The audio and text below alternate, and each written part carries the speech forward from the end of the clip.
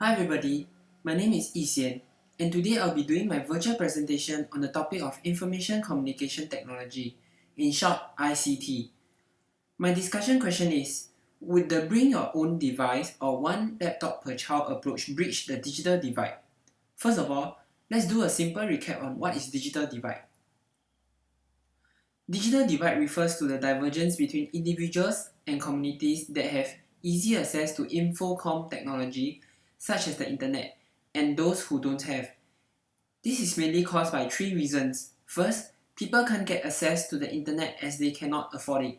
Second, they do not know how to use the internet. Third, they are unaware of the benefits of such technology.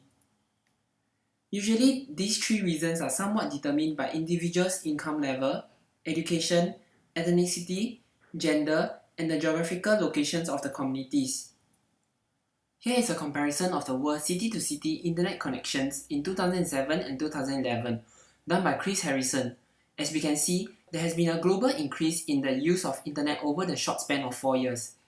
In the new age technology where internet is the most prevalent as the source of information and knowledge, ICT is becoming vital for economic opportunities. It has almost become a basic necessity in the 21st century. This means that an uneven availability of broadband internet connections will result in people being less informed about the global issues, less inspired to innovate, and even less responsible to the environments. With this, there will be potential social and economic repercussions.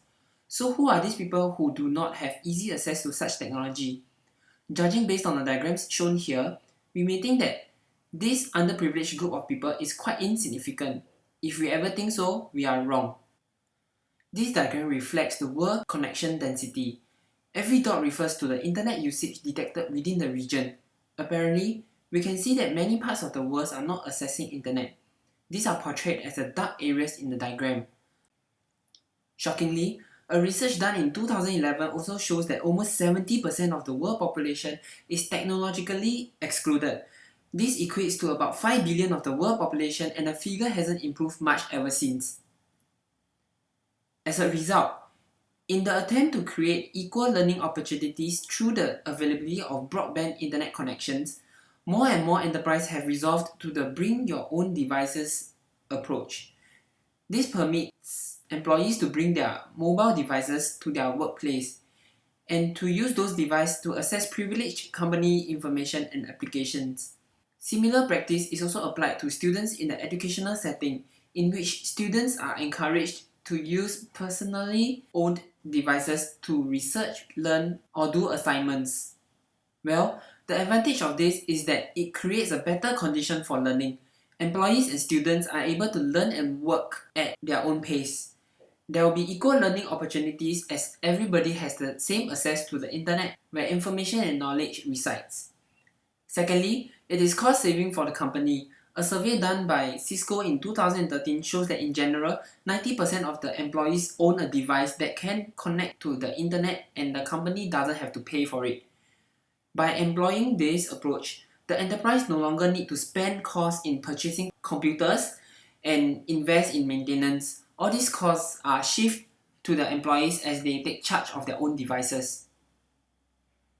Thirdly, the employee enjoys a higher job satisfaction. Being more comfortable with a personal device, employees become experts in operation. This means that there will be an increase in productivity and innovation. Furthermore, these devices tend to be cutting edge as the employees will upgrade them frequently. Having said that, there are several disadvantages as well. Firstly, from the employee's point of view, a BYOD approach means additional cost. This may be ineffective as not everybody can afford his or her own devices. Some employees will be unwilling to invest their own money and expect the enterprise to pay for these new devices as well. Secondly, there is a need for infrastructure, networks, maintenance, and IT support to assist the employees in troubleshooting. These are all part of the enterprise's cost. Thirdly, additional measures such as security and censorship have to be implemented. This is to prevent illegal transactions or activities through the enterprise network. Furthermore, access to sensitive data that is required by certain job functions need to be regulated as well.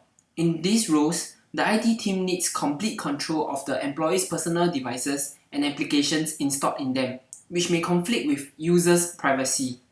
So, to evaluate the BYOD approach in bridging the digital divide, the second and third limitations are organizational issues that can be resolved by additional measures and regulations.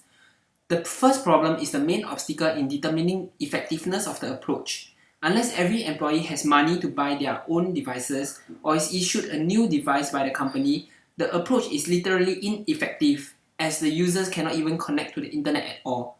Therefore, in the context of education focused on young generations that will determine the future of communities, another approach is attempt to resolve this problem. One laptop per child. This is a project supported by two US non-profit organizations set up to oversee the creation of affordable educational devices for use in the developing world. It aims to provide each child with a low-cost, low-power, connected laptop. The hardware and content of the laptops are designed for children to collaborate and also encourage self-empowered learning. By doing so, it allows underprivileged children to have access to connected computers. This is a direct approach to narrow the digital divide. It allows educational equity, ensuring equal opportunities to learn from the internet by equipping the children with the first step into the internet. With that, the possibility of gaining more information and knowledge increase as these children get more educated. Better innovations can take place locally and globally. This means the potential of the communities in the developing countries to break out of the poverty cycle. However, this approach isn't sustainable due to its limitations. First of all, the cost induced in terms of the power usage, maintenance of the laptop, and updates of the softwares are all transferred to the children. Furthermore, there is a lack of troubleshooting support. When the children encounter technical faults, there is no one they can turn to except for their teachers who may not be capable of troubleshooting. Secondly, there will be a high cost to the manufacturers.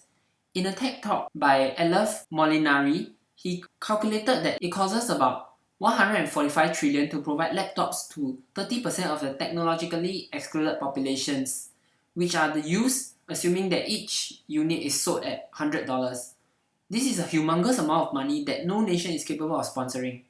Furthermore, a search on the latest OLPC X04 Touch on the project site shows that laptops are selling at $206 per unit, with a minimum purchase of 10,000 units.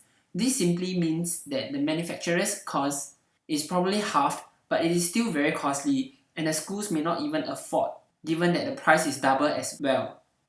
Thirdly, the approach doesn't guarantee the educational use of laptops. These laptops only provide the hardware to learn through internet. Nobody is there to teach the children how to use it, how to access the internet. The project organization believes that children can learn through doing. Nothing wrong with that, but there ought to be someone there to guide them along. Lastly, the children are dependent on the infrastructures set up by the governments. If the government in the developing countries are not willing to invest or cannot afford to supply internet broadband and network, all the effort to sponsor every child a laptop will be gone to waste. Therefore, to sum up, BYOD approach cannot take effect to bridge the information gap unless everybody has or is given a device in the first place. It is ineffective due to the differences in accessibility to the connection hardware. What it requires is a measure similar to OLPC approach, in which devices are sponsored to start off the virtuous cycle of learning and productivity. On the other hand, OLPC on the educational setting do attempt to reduce the divide, but the gap will still be significant. It may not be a sustainable model in the developing countries due to the cost limitations.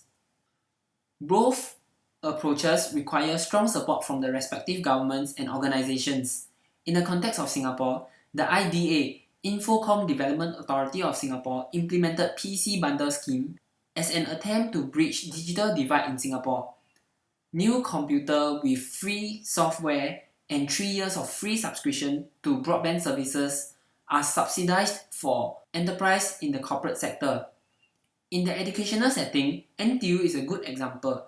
Interest-free loans such as PC loan are given to the students and all laptops are sold at prices that students in general can afford. So, back to the discussion question. Would a BYOD or OLPC approach bridge the digital divide?